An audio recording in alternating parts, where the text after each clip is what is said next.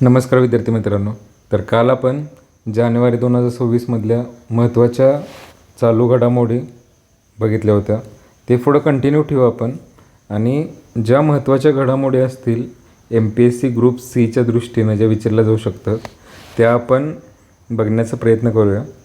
तर नेक्स्ट आहे प्रजासत्ताक दिन जो असतो आपला, त्यावेळेस ज्या महत्त्वाच्या बाबी घडल्या होत्या.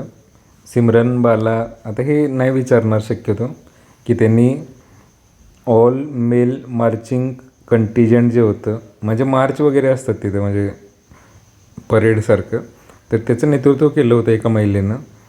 त्यानंतर बॅक्ट्रियन उंट, आता लडाखमधील बॅक्ट्रियन उंट म्हणजे उंटाचा एक प्रकार आहे वेगळ्या प्रकारचे. दुहेरी कुबडे असतात, म्हणजे वरती जे हंप असतं त्याला, ते असं हे असं असतं, ठीक आहे. तर बॅक्ट्रियन उंट म्हणतात त्याला. त्यानंतर भैरव बटालियनबद्दल पहिल्यांदाच सामील झाले होते वगैरे स्पेशल फोर्सेस. सो यातलं काही महत्त्वाचं नाही आहे.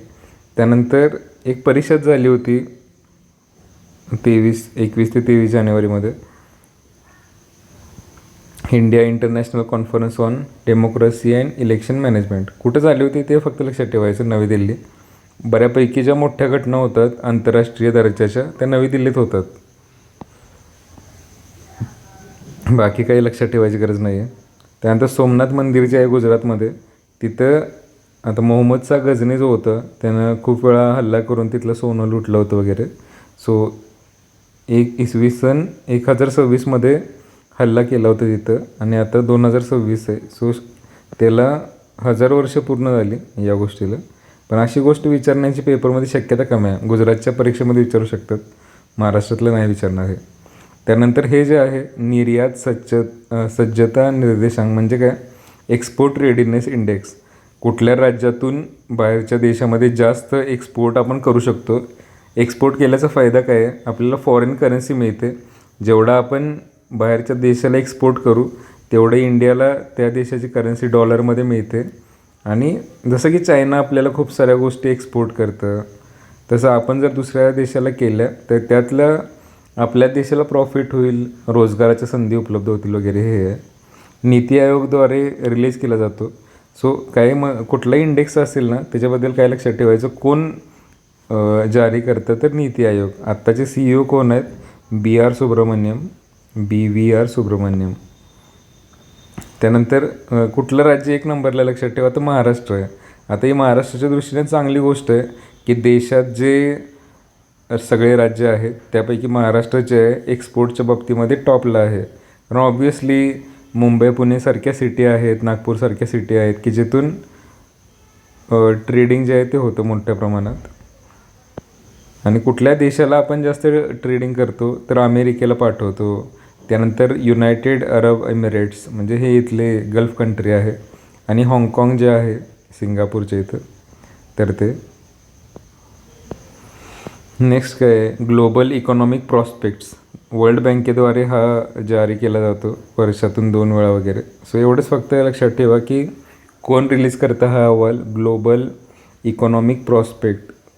त्यामध्ये देश जे आहे त्यांचं इकॉनॉमिक स्टेटस काय आहे, GDP कसा वाढतो आहे देशांचा वगैरे, महागाई संदर्भात गोष्टी असतात. तर भारताच्याबद्दल काय सांगितलं त्यांनी की 7.2% आपला GDP जो आहे तो वाढेल वगैरे. त्यानंतर हे जे असतं कॉमनवेल्थ गेम जे असतात, राष्ट्रकुल क्रीडा स्पर्धा, त्याचं भारताकडं प्रतिनिधित्व आलेलं आहे. आणि नवी दिल्लीमध्ये ही परिषद झाली मोदींच्या हस्ते वगैरे. आता हे राष्ट्रकुलच्या जेव्हा स्पर्धा होतील त्यामध्ये काय जिंकेल वगैरे ते त्यावेळेस इम्पॉर्टंट असेल. सो एवढं काही महत्त्वाचं नाही आहे. आता हे पण काही एवढं महत्त्वाचं नाही आहे, पीठासीन परिषद वगैरे. आर्मी डे कधी असतो साधारणतः, इथं दिलं आहे 15 जानेवारीला आर्मी डे साजरा होतो. आता ह्यातल्या परेड वगैरे MPSC ग्रुप Cसाठी महत्त्वाचं नाही आहे. हे तुम्ही SSB SSC CGL करत असाल तर त्यामध्ये विचारलं जातं. हे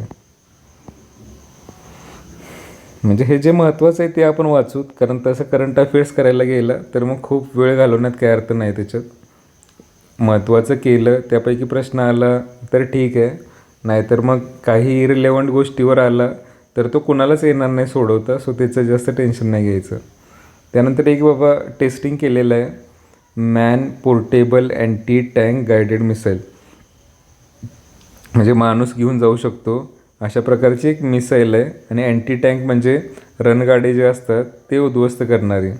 सो माणूस खांद्यावर घेऊन जाईल अशी मिसाईल आहे की जी रणगाडे उद्ध्वस्त करते.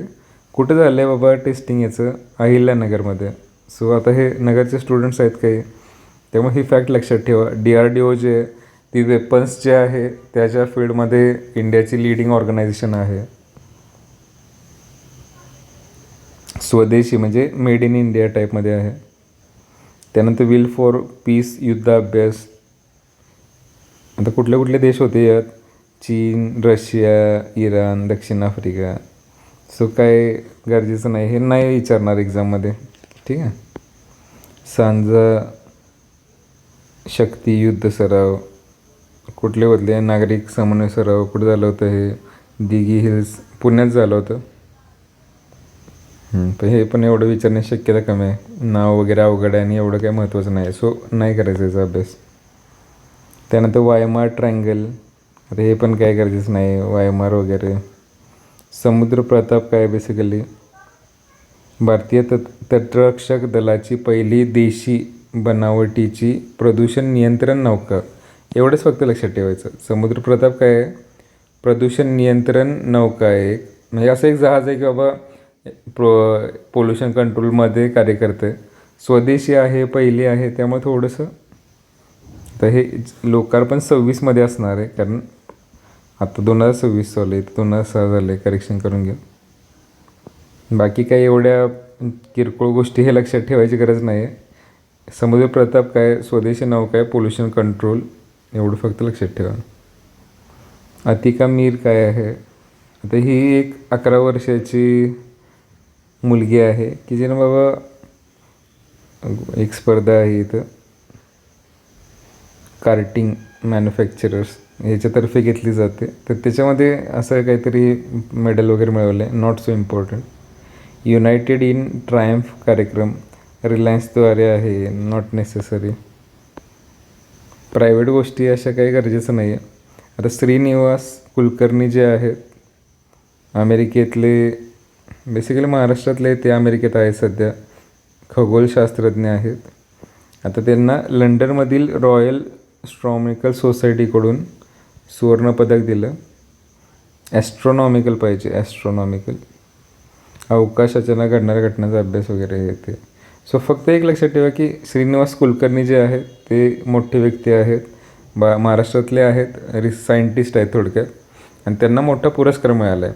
आणि तुम्हाला फक्त नाव विचारतील कोणाला मिळाला पुरस्कार आणि 1 2 3 4, हे बाकी काही एवढं गरजेचं नाही आहे, फक्त पुरस्कार मिळालं, कोणाला मिळालं.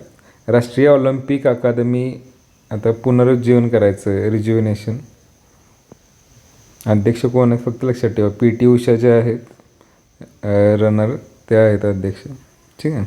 PT उषांचं नाव लक्षात ठेवा. हे ऑलिम्पिकशी रिलेटेड आता ज्या ज्या काही घडामोडी होतील त्यात PT उषा वगैरे कमिटीशी रिलेटेड त्यांचं कॉन्ट्रीब्युशन महत्त्वाचं.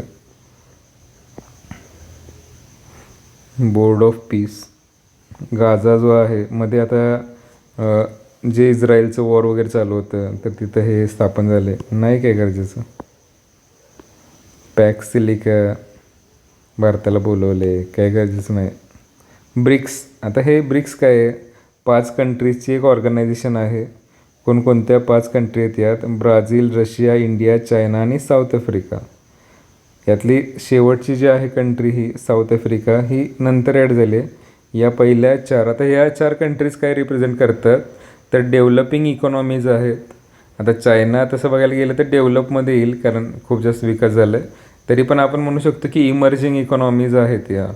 म्हणजे आता अमेरिका वगैरे सुपर पॉवर जे आहे त्याला टक्कर देण्यासाठी या 4 कंट्री एकत्र येऊन आपापसामध्ये ट्रेड वगैरे यासारख्या गोष्टी मग प्राधान्य देतात हे. ठीक आहे.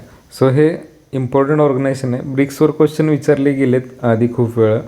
सो ह्याच्याबद्दल जे जे तुम्हाला लक्षात ठेवता येईल म्हणजे, आणि आता इंडियाकडे त्याचं चेअरमॅनशिप आलेलं आहे. 1 जानेवारी 2026 ठीक आहे. आणि 20वा वर्धापन दिन आहे. 2006ला स्थापना झाली होती. जिम ओ'नील ह्याचे जनक होते. पहिला 4 होते, साऊथ आफ्रिका नव्हता. साऊथ आफ्रिका 2010मध्ये ॲड झालं आहे. आता नंतर खूप 65 देश ॲड झाले आहेत. पहिला हे 5च होते देश. मागच्या 2 वर्षामध्ये Egypt, Iran, Ethiopia, UAE, Indonesia हे ॲड झाले आहेत देश. ठीक आहे. सो आता ब्रिक्स नुसतं ते 5 देश राहिले नाहीत. यात आणखी इजिप्त, इराण, इथिओपिया, UAE आणि इंडोनेशियासारखे देश ॲड झाले आहेत. सो ही नावं लक्षात ठेवा. तुम्हाला जर आत्ता प्रश्न आला की ब्रिक्समध्ये कोणकोणत्या कंट्रीज आहेत, तर ही नावं लक्षात राहिली पाहिजेत. इजिप्त जे आहे ती आफ्रिकन कंट्री आहे. इराण आशियामधले. इथिओपिया जे आहे ते आफ्रिकन कंट्री आहे. UAE जे आहे ते एशियन कंट्री आहे. इंडोनेशिया पण एशियन कंट्री आहे. सो यात ॲड केलं आहेत. या पण आपल्यासारखे म्हणजे आपण म्हणजे काय बेसिकली डेव्हलपिंग आहोत. सो या पण सगळ्या डेव्हलपिंग कंट्रीज आहेत मध्यम टाईपमध्ये. सो आता मागची परीक्षा जी झाली होती ब्राझीलमध्ये झाली होती. भारतामध्ये कधी झाली होती बघा, 2021ला एकदा झाली होती, 26ला, 16ला गोव्यामध्ये झाली होती. ठीक आहे. जगातली 50% लोकसंख्या त्या 5 देशात आहे. आणि नंतर 4-5 ॲड झाले. GDP 40%. हे लक्षात ठेवा फक्त. आणि न्यू डेव्हलपमेंट बँक जे आहे, आता मगाशी जे वर्ल्ड बँक वगैरे आलं होतं, काय होतं, चायना, रशिया किंवा इंडिया जे आहेत, वर्ल्ड बँकमध्ये कसं होतं, अमेरिकेचा डॉमिनन्स आहे. अमेरिका म्हणेल त्याप्रमाणे कार्यभार चालतो. सो आपल्याला कर्ज पाहिजे असेल स्वस्तामध्ये विकास कामांसाठी, तर वर्ल्ड बँकेकडून मिळतंच. प्लस या देशांनी स्वतःची एक बँक तयार केली आहे या ऑर्गनायझेशनच्या मदतीनं, जेणेकरून त्यांना अमेरिकेवर अवलंबून राहावं लागणार नाही आपापल्यात कर्ज देण्यासाठी वगैरे. आता पाडू मशीन काय बेसिकली, इलेक्शनमध्ये प्रिंटिंग ऑक्झिटरी डिस्प्ले युनिट हे असं एक EVMचं सहाय्यक तंत्र एक आहे. मुंबईमध्ये याचा पहिल्यांदा विकास केला. BEL जे आहे त्यांनी तयार केलेलं आहे. मतदानाचा डेटा थेट कागदावर प्रिंट करून देते. शक्सगॅम व्हॅली, चायनाची इंडियाची भांडणं चालू असतात तिथं. काराकोरम पर्वतांमध्ये वसलेलं आहे वगैरे. ठीक आहे. वरती आहे हे लडाख साईडला. नाही विचारणार त्याच्यावर प्रश्न. राष्ट्रीय प्रशासन कायदा टेम्पररी त्याला मान्यता दिली, आंशिक मान्यता म्हणजे पार्टली दिली. क्रीडा क्षेत्राशी रिलेटेड आहे बाबा, आपल्याला ऑलिम्पिकमध्ये वगैरे मेडल मिळवायचे आहेत. राष्ट्रीय क्रीडा मंडळ, क्रीडा न्यायाधिकरण स्थापन करणार. त्यानंतर युरोझोन म्हणजे काय बेसिकली, युरोपियन युनियन जे आहेत, युरोपमधल्या ज्या कंट्रीज आहेत बेसिकली त्याच्याशी संबंधित आहे हे. युरो चलन तिथं वापरलं जातं त्या कंट्रीजमध्ये. काही गरजेचं नाही. युरोझोन म्हणजे असे देश की जिथं युरो हे लीगल टेंडर आहे. जसं इंडियामध्ये रुपीज आहे, आपलं भारतीय रुपया जो आहे तो. इंडियामध्ये आता डॉलर नाही चालणार. तुम्ही कुठल्या तर दुकानात गेला, डॉलरमध्ये आम्हाला द्या वगैरे नाही घेणार कोण, कारण इंडियाचं स्वतःची करन्सी आहे. पण युरोपियन युनियनच्या ज्या कंट्रीज आहेत तिथं युरो करन्सी वगैरे वापरू शकतो. त्यांच्या वेगळ्या स्वतःच्या पण करन्सी आहेत आणि युरो करन्सी पण आहे तिथं. त्यानंतर पहिली हायड्रोजन, आता पहिला शब्द आला जरा महत्त्वाचं असतं. हरियाणात जिंद ते सोनीपत मार्गावर धावली, हायड्रोजनवर चालणारी, 140 किलोमीटर स्पीड आहे वगैरे. पूर्णपणे भारतातच, made in India 100%. 360 kg hydrogen, 180 kilometre. हायड्रोजनचा फायदा काय आहे, पोल्युशन कमी वगैरे हे ते. पण हायड्रोजन थोडंसं रिस्क आहे, स्फोट वगैरे होऊ शकतो मोठं, आणि स्टोअर करणं डिफिकल्ट आहे. त्यानंतर अमेरिकेचा व्हेनेझुएला एक कंट्री आहे साऊथ अमेरिकेतली, त्याच्यावर हल्ला केला, त्याच्या राष्ट्रपतींना घेऊन गेले वगैरे. व्हेनेझुएला कुठं आहे ते लक्षात ठेवा. मॅप नंतर वर्ल्ड मॅपमध्ये मी दाखवेन. सो साऊथ अमेरिकेमध्ये ही कंट्री आहे. ऑपरेशनचं नाव होतं ऑपरेशन ॲब्सोल्यूट रिझॉल्व. आता कोण होते राष्ट्रपती व्हेनेझुएलाचे, निकोलस मादुरो होतो आहे. आता त्यांना ते घेऊन गेले, बेसिकली अटक केली. त्यांचं म्हणणं होतं अमेरिकेचं की बाबा व्हेनेझुएलामध्ये लोकशाही पद्धतीनं राज्य नाही चाललेलं. आणि व्हेनेझुएला एक ऑइल रिच कंट्री आहे, लक्षात ठेवा. म्हणजे त्याच्यात क्रूड ऑइल जे आहेत, कच्चं तेल, याचे साठे खूप जास्त प्रमाणात आढळतात. त्यामुळं अमेरिकेचं त्याच्यावर कब्जा करायचं प्लॅन होतं. कारण स्वस्तामध्ये ते कच्चं तेल आणि ग्लोबल क्रूड ऑइल प्राइजेस जे आहेत त्या कंट्रोलमध्ये आणू शकतील ते. ह्यांनी कारणं काय पण दिलं की बाबा अमेरिकेत ड्रग्सची तस्करी, नार्कोटिक्स वगैरे हे ते. ठीक आहे. व्हेनेझुएला लक्षात ठेवा कंट्री. तर निर्यात एक्सपोर्टसाठी, प्रमोशनसाठी हे केलं आहे. काय नाही गरजेचं. एरोनॉटिक्स 2047 चर्चा सत्र गप्पा मारायच्या, काही गरजेचं नाही. The light and the lotus, relics of the awakened, नाही काही गरजेचं. स्टिंगलेस मधमाशा, स्टिंग म्हणजे मधमाशाने जे डंक मारतात ते. कायदेशीर ॲमेझॉनमधील स्टिंगलेस मधमाशांना कायदेशीर अधिकार मिळाला आहे. पहिला कीटक. आता काय कीटकांना पण कायदेशीर अधिकार द्यायला लागल्यात कंट्रीज वगैरे, काय पानसटपणा.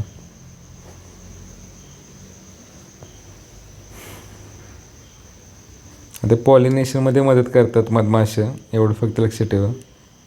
म्हणजे मधमाशांचा रोल, जसं फुलपाखरं असतात, कीटक असतात. पॉलिनेशन म्हणजे काय, एका झाडाचे परागकण दुसरीकडे नेणे. त्यामुळे झाडांना फुलं फळं वगैरे लागतात व्यवस्थित. मधमाशा नसतील तर ते अवघड होते, लक्षात घ्या. प्रगती जे आहे, proactive governance and timely implementation बैठक झाली, 50वी होती. आता मोदी साहेब अध्यक्ष होते. इन्व्हेस्ट महाराष्ट्र, म्हणजे महाराष्ट्रामध्ये गुंतवणूक करा, रोजगार वाढवा वगैरे, काय नाही गरजेचं आहे. महाराष्ट्र उद्योग व गुंतवणूक व सेवा धोरण, काही यात महत्त्वाचं आहे बाबा. उद्योग विभागाचं नाव बदललं आहे, उद्योग, गुंतवणूक व सेवा, समजते. इंडस्ट्री नाही नुसतं, तर इन्व्हेस्टमेंट आणि सर्व्हिस वगैरे ॲड केले शब्द. उद्योग आयुक्तालय नाव बदललं आहे. Micro medium small enterprises. त्यानंतर सेवा उद्योगांसाठी सर्व्हिस सेक्टर जे असतं, ठीक आहे. सर्व्हिसमध्ये बँकिंग येतं, डिजिटल सर्व्हिसेस आहेत. सर्व्हिस म्हणजे काय, बेसिकली अशा गोष्टी की ज्या तुम्ही टच नाही करू शकत फिजिकल ऑर्गन्सनी, पण त्या एक्झिस्ट करतात. जसं की मोबाईलवर तुम्ही बोलताय, तर ते मोबाईल ऑपरेटर तुम्हाला इंटरनेटची फॅसिलिटी देतात. ते इनटँजिबल आहे, सर्व्हिस आहे ती. तुम्ही इंटरनेटचं बिल भरता, पण इंटरनेट तुम्हाला दिसत नाही डोळ्यानं, समजतं.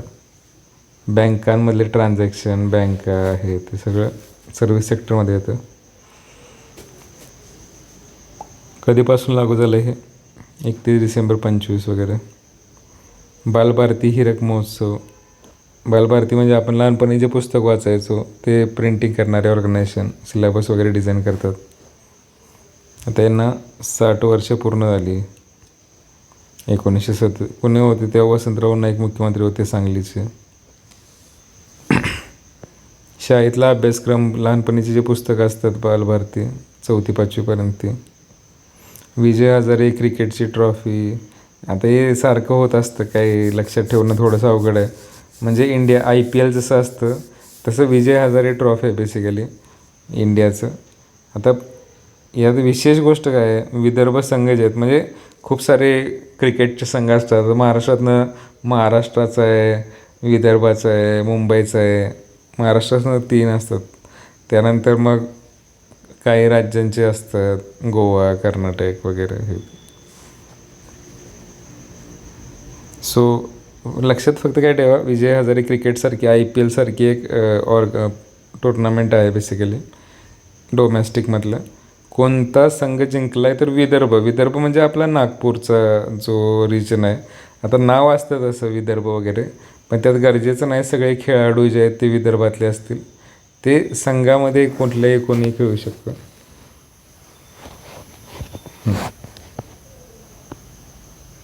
सुरुवात 2002-03 साली झाली होती. रणजी एकदिवसीय करंडक, ठीक आहे. रणजीमधला 1 डे जे असतं ट्रॉफी थोडक्यात. मुंबई मॅरेथॉन काय गरजेचं नाही. सायना नेहवाल रिटायरमेंट घेतली यांनी. फुल राणी हे त्यांचं निकनेम होतं. सिंगापूर ओपन खेळले होतं. हे बघा 2015मध्ये जागतिक क्रमवारीत पहिल्या क्रमांकावर 2015मध्ये. ठीक आहे. बॅडमिंटन आत्ताचं कोण आहे सध्या स्टेटस PV सिंधू जे आहेत त्या इंडियाच्या दृष्टीनं बॅडमिंटनमधलं मोठं नाव आहे. सायना नेहवाल पण होत्या काही काळ.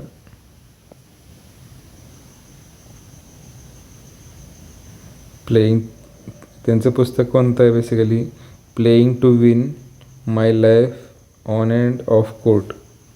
ठीक आहे. लक्षात ठेवा आता रिटायरमेंट झालं. ऑलिम्पिक पदक जिंकणारी पहिली भारतीय बॅडमिंटनपटू आहे. ठीक आहे. इम्पॉर्टंट आहे हे. तेच आत्ता जे PV सिंधू आपण बघतो त्यांच्या आधीच्या लेजंड आहेत या. जसं की फॉर एक्झाम्पल आत्ता सध्या क्रिकेटमध्ये विराट कोहली किंवा आत्ता सध्या विराट कोहली पण रिटायरमेंटच्या जवळ आल्यात बऱ्यापैकी फॉर्मॅटमधून रिटायरमेंट घेतली त्यांनी. शुभमन गिल आहे किंवा इमर्जिंग प्लेयर जे आहेत ते फॉर एक्झाम्पल PV सिंधूसारखे आहेत. आणि हे जे आहेत सायना नेहवाल ते आधीच्या जनरेशनचे होऊन गेले. महेंद्रसिंग धोनीसारखे जी त्यांनी त्यांचा काळ गाजवला आहे मोठा पण आता जास्त नाही ॲक्टिव्ह. आता सध्या PV सिंधू लॅटरमध्ये करिअरच्या मग PV सिंधू पण मागचे 6-7 वर्ष पीकवर आहेत.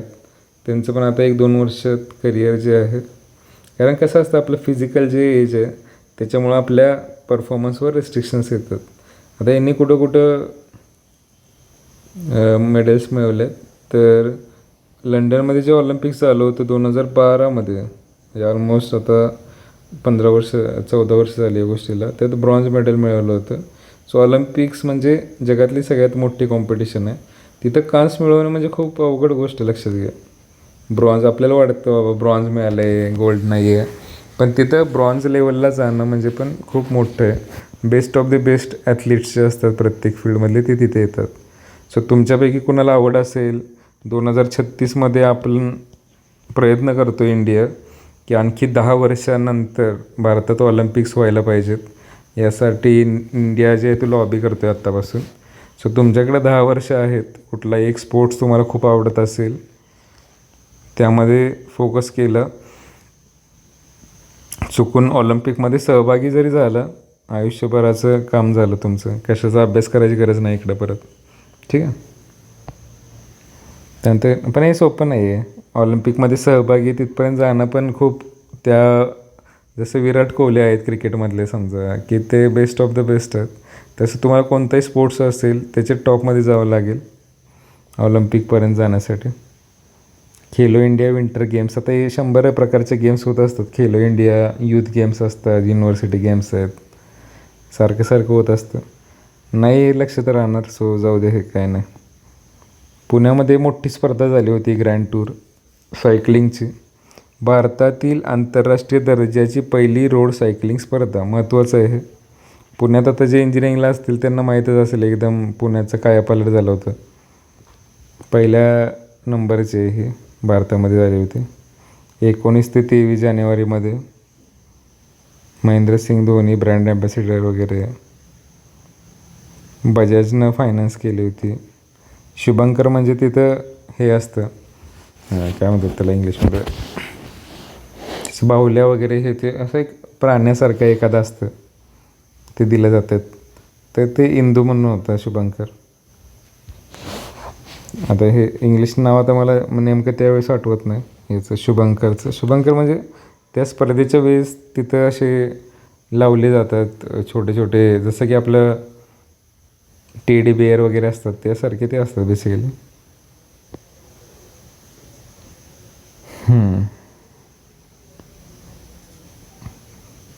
अजून काय महत्त्वाचं कोण जिंकलं हे लक्षात ठेवा. पहिल्यांदा झाली पुण्यात झाली. कोण जिंकलं ल्यूक मॅटग्वे जे आहेत न्यूझीलंडचे. लीनिंग स्टार संघ चायनाचं हे जिंकलेत. त्यानंतर लीनिंग जे आहेत लीनिंग वगैरे बॅडमिंटनचे जे असतात ते बनवणारी कंपनी आहे मोठी स्पोर्ट्सचे थोडक्यात बनवणारी.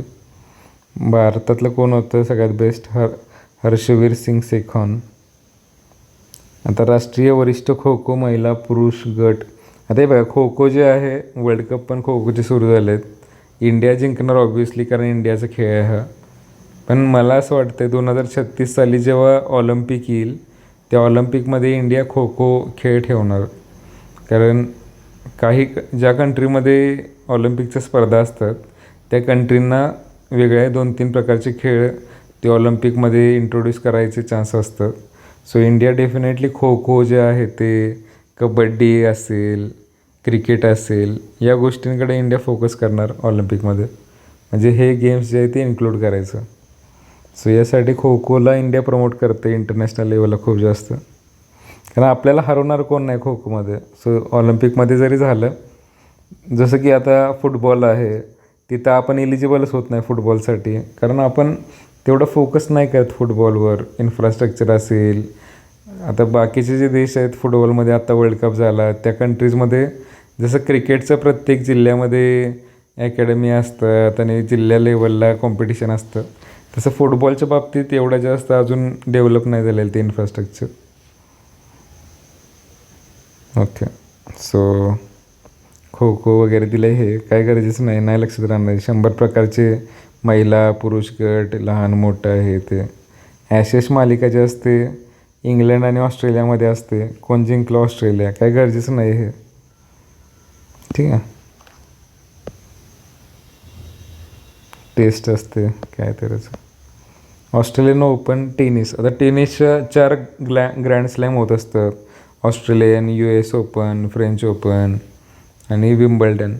तर याच्यामध्ये म्हणजे 4 मोठ्या स्पर्धा असतात टेनिसच्या. आता दर 3-4 महिन्याला होत असतील या. एका ठिकाणी झाली, परत दुसरीकडं. सो याच्यात कोण जिंकलं आहे, कोण काय. अल्कारेज, कार्लोस हे फेमस नाव आहे दोघं, अल्कारेज आणि जोकोविच जो आहे तो. जोकोविचनं सगळ्यात जास्त रेकॉर्ड केले जातात. ते रॉजर फेडरर वगैरे जे होते, राफेल नदाल, त्यांचे रेकॉर्ड पण यानं ब्रेक केले जोकोविचनं. आणि आता अल्कारेज जो आहे तो नवीन इमर्जिंग प्लेयर आहे. तो आता पुढच्या भविष्यामध्ये 5-6 वर्षामध्ये खूप जास्त अचीव करेल काहीतरी. आणि महिला जे आहेत एलेना रिबाकिना आणि आर्याना सबालेंका, कझाकिस्तान वगैरे. हे बघा काय दिलं आहे, कार्लोस अल्कारेज यांनी 4ही ग्रँड स्लॅम जिंकल्या, 9वा खेळाडू आहे तो. आता हे का सगळ्यात लहान आहे तो, आत्ता सध्या 22 वर्षाचा आहे फक्त. हा भविष्यात आणखी पुढचे 5-10 वर्षामध्ये सगळे अचीव करेल तो. आता नोवाक जोकोविच जो आहे त्यानं 24 ग्रँड स्लॅम जिंकले आत्तापर्यंत सगळ्यात जास्त. रॉजर फेडरर वगैरे त्यांचे रेकॉर्ड ब्रेक केले त्यानं. आता हा अल्कारेज जो आहे तो सगळ्यांचे ब्रेक करेल पुढच्या 5-10 वर्षामध्ये रेकॉर्ड. नेक्स्ट आता खेलो इंडियाचे आता परत 100 प्रकारचे गेम्स असतात. बीच गेम्स म्हणजे समुद्राच्या किनारी, दुसऱ्या क्रमांक झाली. कुठे काय नाही गरजेचं नाही. म्हणजे प्रश्न आला एक्झाममध्ये तरी तुम्ही एवढं नाही वाचून जाऊ शकत. 100 प्रकारच्या खेलो इंडियाच्या स्पर्धा होतात, त्यात कुठं झाली, कोण जिंकलं काय. जे महत्त्वाचं असेल मी सांगितलं, पुणे आंतरराष्ट्रीय सायकलिंगची झाली होती कॉम्पिटिशन, तर ते विचारणार. पण हे असलं नाही विचारणार सारखं पानसट. व्हॉलीबॉल स्पर्धा राष्ट्रीय नाही विचारणार. इंटरनॅशनल काही झालं असतं इंडियामध्ये तर ठीक आहे. आता 100वे साहित्य संमेलन जे आहे पुण्यात आहे, ठीक आहे. कुठलं आहे हे, विश्व मराठी साहित्य संमेलन वगैरे. महादेव गोविंद रानडे होते अध्यक्ष, जे पहिलं झालं होतं 1878. आपण हे हिस्ट्रीमध्ये यांचं नाव ऐकतो, खूप फेमस आहे ते.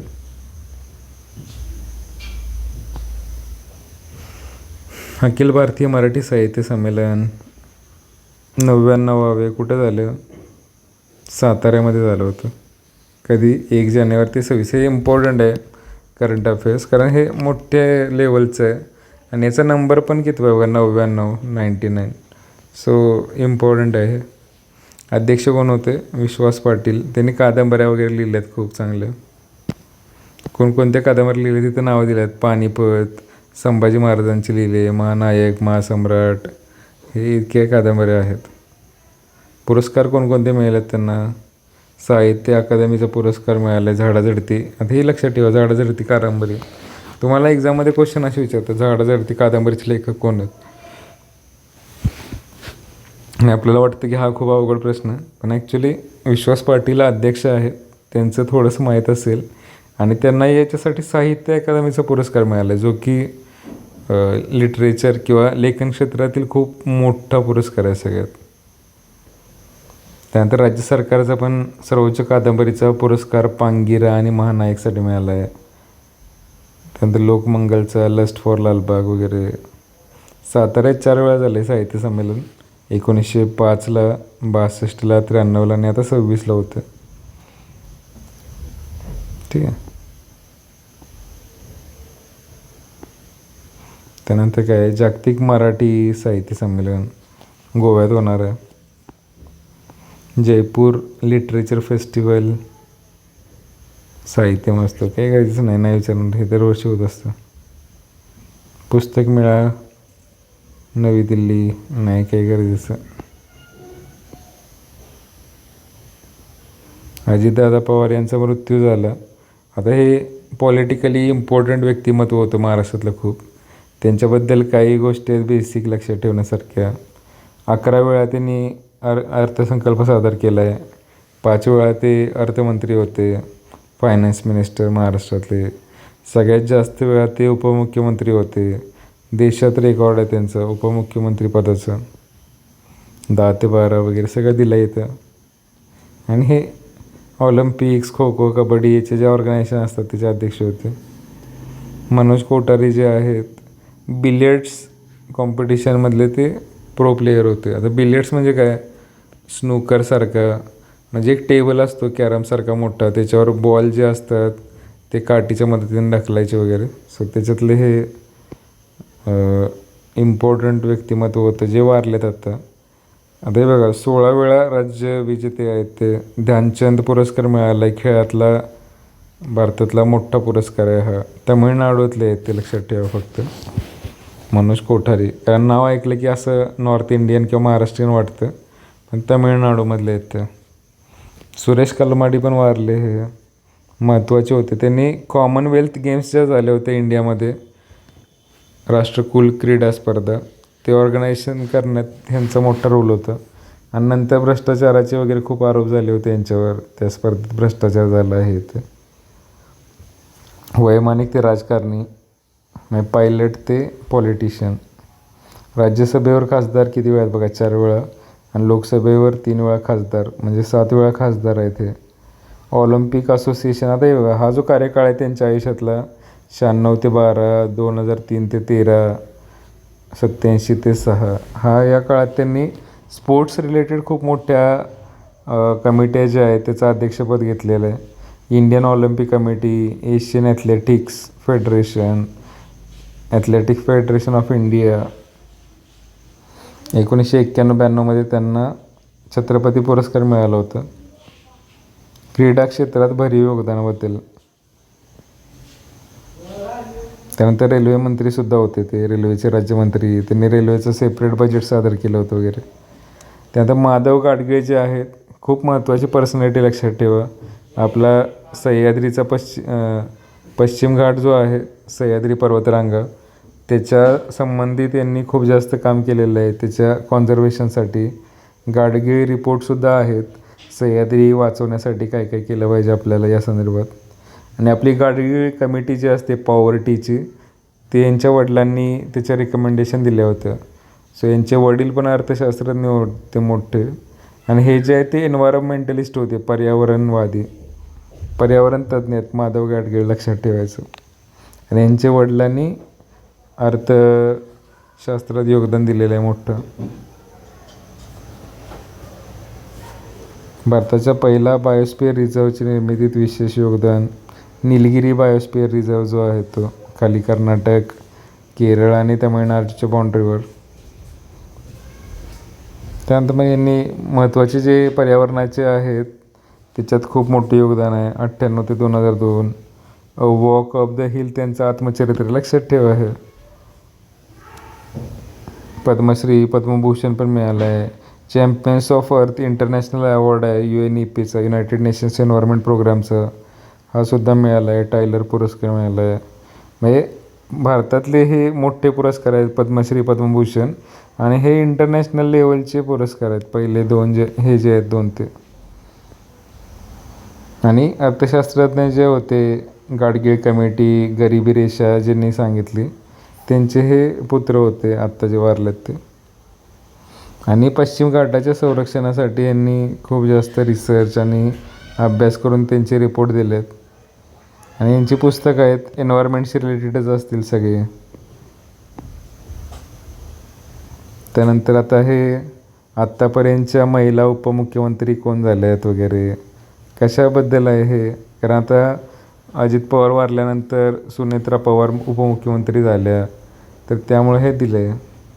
सुनेत्रा पवार झाल्या आत्ता, ठीक आहे. पण हे काही एवढं विचारलं जाणार नाही. महाराष्ट्रातल्या पहिला महिला उपमुख्यमंत्री आहेत. आणि मुख्यमंत्री कोण कोण आहेत इंडियामध्ये झालेल्या, सुचिता कृपलानींचं नाव लक्षात ठेवायचं. त्या पहिल्या महिला आहेत की ज्या मुख्यमंत्री होत्या राज्याच्या, उत्तर प्रदेश वगैरे सारख्या मोठ्या राज्याच्या. आणि आत्ता सध्या कोण आहेत, दिल्लीच्या मुख्यमंत्री झाल्या तर रेखा गुप्ता भाजपच्या. आता मी हे आत्ता जे वरती बघितलं आपण, आणि खाली काही इथं काही इम्पॉर्टंट गोष्टी आहेत बाबा, परीक्षेला जाता जाता वन लाईनर वगैरे दिलेले आहेत. तर हे खाली 1-2 पानाचे जे करंट अफेअर्स आहेत ते नंतर तुम्ही रीड करून घ्या. आत्ता जे वरती आपण डिस्कस केलं त्यासारखंच काही महत्त्वाचं वाटलं की जगात पहिल्यांदा काय तर झालं आहे, किंवा महाराष्ट्रात पहिल्यांदा झालं आहे, भारतात पहिल्यांदा झालं आहे, तर लक्षात ठेवा. नाहीतर हे परत एवढं जास्त पाठ करायची गरज नाही त्यामध्ये. ठीक आहे, धन्यवाद.